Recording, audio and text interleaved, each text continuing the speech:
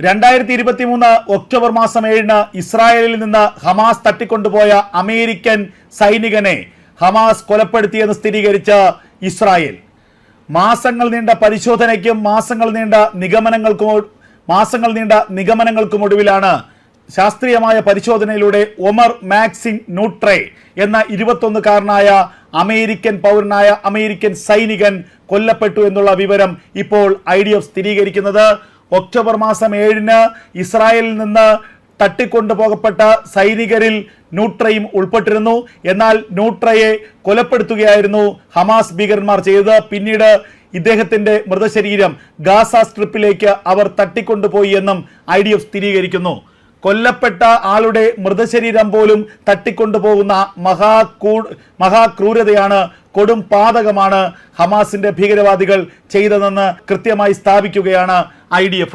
ഇത്രയും കാലം കഴിഞ്ഞ 1-2 മാസം മുമ്പ് വരെ നൂട്ര ജീവനോടെ ഉണ്ടെന്നുള്ള കണക്കുകൂട്ടലായിരുന്നു IDFും അതുപോലെ മാക്സിം നൂട്രയുടെ കുടുംബവും. എന്നാൽ ഇത് സംബന്ധിച്ച് ഷിൻബെറ്റും മൊസാദും IDFും ഒക്കെ ശാസ്ത്രീയമായ പല പരിശോധനകളും നടത്തി വന്നിരിക്കുന്നു. ഏറ്റവും ഒടുവിൽ കൃത്യമായൊരു നിഗമനത്തിലേക്ക് IDF എത്തിച്ചേർന്നിരിക്കുന്നു. ഒമർ മാക്സിം നൂട്ര കൊല്ലപ്പെട്ടിരിക്കുന്നു. സൈന്യത്തിന്റെ 7ാം ബ്രിഗേഡിലെ 77ാം ബറ്റാലിയനിലെ ടാങ്ക് പ്ലാറ്റൂൺ കമാൻഡർ ആയിരുന്നു ഒമർ മാക്സിം നൂട്ര. ആ ടാങ്ക് പ്ലാറ്റൂൺ കമാൻഡറായിരുന്ന ഒമർ മാക്സിം നൂട്രയെ മറ്റു സൈനികർക്കൊപ്പമാണ് ഹമാസിന്റെ ഭീകരവാദികൾ പിടികൂടിയത്. തുടർന്ന് നൂട്രയെ കൊലപ്പെടുത്തുകയായിരുന്നു. അതിനുശേഷം മറ്റുള്ളവരോടൊപ്പം നൂട്രയുടെ മൃതദേഹത്തെയും ഹമാസ് ഭീകരന്മാർ ഗാസ സ്ട്രിപ്പിലേക്ക് കൊണ്ടുപോയി എന്നുള്ളതാണ് ഇപ്പോൾ IDF പുറത്തുവിടുന്ന ഏറ്റവും പ്രധാനപ്പെട്ട വിവരം. ഏറ്റവും നിർണായകമായ ഒരു വിവരമാണ് ഇപ്പോൾ പുറത്തു വന്നിരിക്കുന്നത്. ഏക അമേരിക്കൻ പൗരനായ സൈനികൻ ഒമർ മാക്സിം നൂട്രയെ ഹമാസ് കൊലപ്പെടുത്തിയിരിക്കുന്നു. അമേരിക്കയുടെ പ്രതികാരം ഇനി ഹമാസിന് നേർക്ക് ഉണ്ടാകുമെന്ന കാര്യത്തിൽ യാതൊരു തർക്കവുമില്ല. അമേരിക്കയെ പോലും ഞെട്ടിച്ച ഒരു സംഭവത്തിന്റെ ഏറ്റവും പ്രധാനപ്പെട്ട വിവരങ്ങളാണ് പുറത്തു വരുന്നത്. ഒക്ടോബർ മാസം 7 ഇസ്രായേലിൽ നിന്ന് ഹമാസ് ഭീകരന്മാർ തട്ടിക്കൊണ്ടുപോയതിൽ ജീവനോടെ ഉണ്ട് എന്ന് അമേരിക്കയും ബന്ധുക്കളും ഇസ്രായേലും കണക്കാക്കിയ ഒമർ മാക്സിം നൂട്ര എന്ന 21-കാരനായ സൈനിക കമാൻഡറെ ഹമാസ് കൊലപ്പെടുത്തിയെന്ന് IDF കണ്ടെത്തി കഴിഞ്ഞിരിക്കുന്നു. കൊലപ്പെടുത്തിയ ശേഷമാണ് മൃതശരീരം ഗാസ സ്ട്രിപ്പിലേക്ക് അവർ തട്ടിക്കൊണ്ടുപോയത്. മൃതശരീരം പോലും ഇസ്രായേലിൽ അവശേഷിപ്പിക്കാതെ ആ മൃതദേഹത്തോട് പോലും ക്രൂരത കാണിക്കുകയായിരുന്നു ഇസ്ലാമിക ഭീകരന്മാർ എന്ന ഏറ്റവും ഞെട്ടിപ്പിക്കുന്ന വിവരമാണ് ഇപ്പോൾ പുറത്തു വരുന്നത്. അതേസമയം മറ്റൊരു നിർണായക വിവരം കൂടി IDF പങ്കുവയ്ക്കുന്നുണ്ട്. ഇനി ഹമാസിന്റെ പക്കൽ 50-ൽ താഴെ ബന്ദികൾ മാത്രമേ ജീവനോടെ അവശേഷിക്കാൻ സാധ്യതയുള്ളൂ. നേരത്തെ 101 ബന്ദികൾ, ഇസ്രായേലിന്റെ കണക്ക് പ്രകാരം 101 ബന്ദികൾ ഇനിയും തിരികെ വരാനുണ്ട്. അവരെ ഇപ്പോഴും ഹമാസ് അവരുടെ കസ്റ്റഡിയിൽ തന്നെ സൂക്ഷിച്ചിരിക്കുകയാണ്. എന്നാൽ ഏറ്റവും പുതിയ ചില വിവരങ്ങളുടെ അടിസ്ഥാനത്തിൽ, രഹസ്യാന്വേഷണ റിപ്പോർട്ടുകളുടെ അടിസ്ഥാനത്തിൽ, മൊസാദും ഷിൻബെറ്റും നടത്തിയ ചാരപ്രവർത്തനങ്ങളുടെ അടിസ്ഥാനത്തിൽ IDF സ്ഥിരീകരിക്കുന്നുണ്ട് 50-ലധികം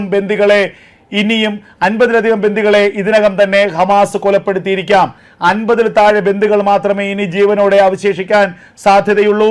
ഒരു വെടിനിർത്തൽ കരാർ മുന്നോട്ട് പോകണമെങ്കിൽ ഈ ജീവനോടെയുള്ള 50 ബന്ദികളെയും ഉടൻ പുറത്തുവിടണമെന്നും കൊലപ്പെടുത്തിയവരുടെ മൃതശരീരങ്ങൾ അതും ഇസ്രായേലിന് കൈമാറണമെന്നുമാണ് ഇപ്പോൾ IDF മുന്നോട്ട് വയ്ക്കുന്ന ഏറ്റവും പ്രധാനപ്പെട്ട ഒരു നിബന്ധന.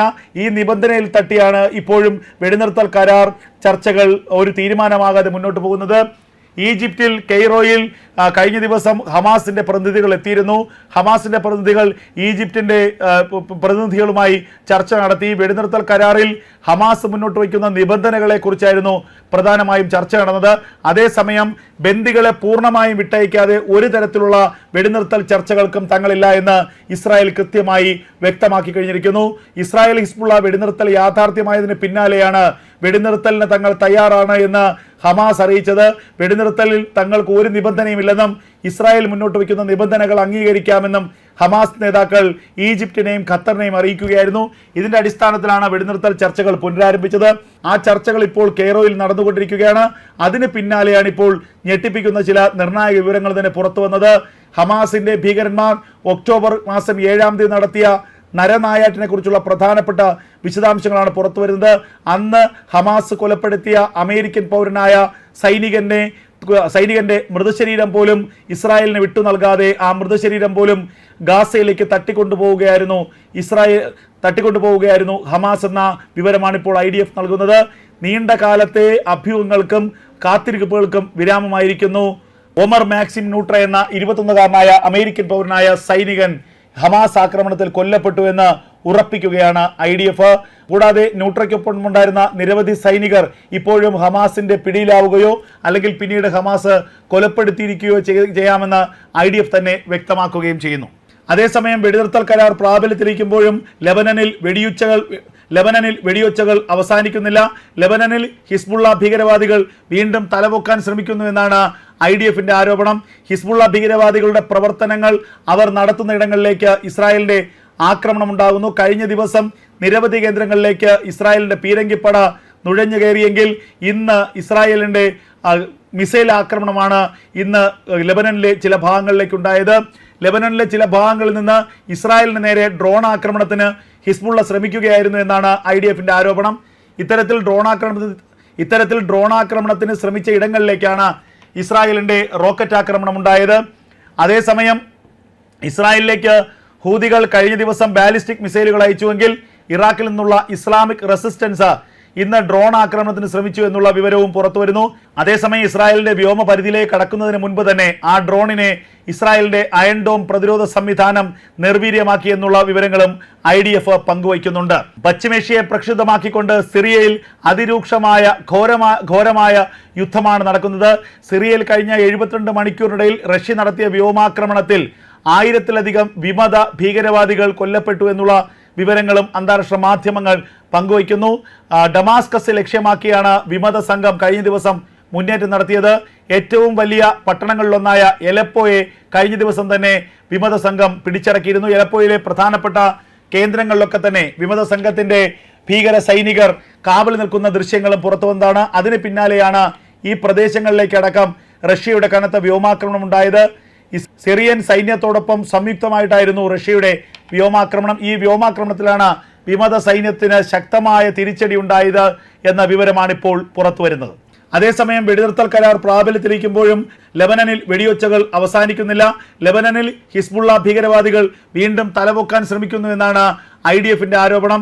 ഹിസ്ബുള്ള ഭീകരവാദികളുടെ പ്രവർത്തനങ്ങൾ അവർ നടത്തുന്ന ഇടങ്ങളിലേക്ക് ഇസ്രായേലിന്റെ ആക്രമണം ഉണ്ടാകുന്നു. കഴിഞ്ഞ ദിവസം നിരവധി കേന്ദ്രങ്ങളിലേക്ക് ഇസ്രായേലിന്റെ പീരങ്കിപ്പട നുഴഞ്ഞു കയറിയെങ്കിൽ ഇന്ന് ഇസ്രായേലിന്റെ മിസൈൽ ആക്രമണമാണ് ഇന്ന് ലെബനനിലെ ചില ഭാഗങ്ങളിലേക്ക് ഉണ്ടായത്. ലെബനനിലെ ചില ഭാഗങ്ങളിൽ നിന്ന് ഇസ്രായേലിന് നേരെ ഡ്രോൺ ആക്രമണത്തിന് ഹിസ്ബുള്ള ശ്രമിക്കുകയായിരുന്നു എന്നാണ് IDFന്റെ ആരോപണം. ഇത്തരത്തിൽ ഡ്രോൺ ആക്രമണത്തിന് ശ്രമിച്ച ഇടങ്ങളിലേക്കാണ് ഇസ്രായേലിന്റെ റോക്കറ്റ് ആക്രമണം ഉണ്ടായത്. അതേസമയം ഇസ്രായേലിലേക്ക് ഹൂതികൾ കഴിഞ്ഞ ദിവസം ബാലിസ്റ്റിക് മിസൈലുകൾ അയച്ചുവെങ്കിൽ ഇറാഖിൽ നിന്നുള്ള ഇസ്ലാമിക് റെസിസ്റ്റൻസ് ഇന്ന് ഡ്രോൺ ആക്രമണത്തിന് ശ്രമിച്ചു എന്നുള്ള വിവരവും പുറത്തുവരുന്നു.